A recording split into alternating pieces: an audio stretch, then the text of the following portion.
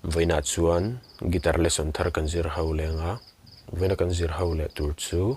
HOM in ka chan tok ti hla sakha guitar perdan kan zir ho le hela hi A in kan langa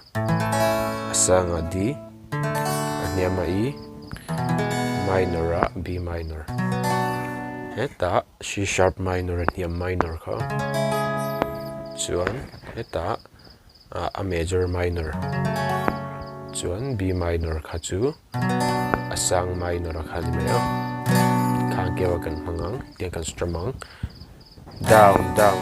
up down up tiang kan strum chua kang a vain chord khata voi khat deuh zela kalang down down up down up na na na na na na na na na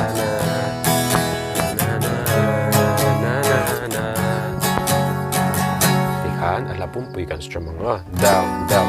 up down up tikhan ala chu kan play chua kang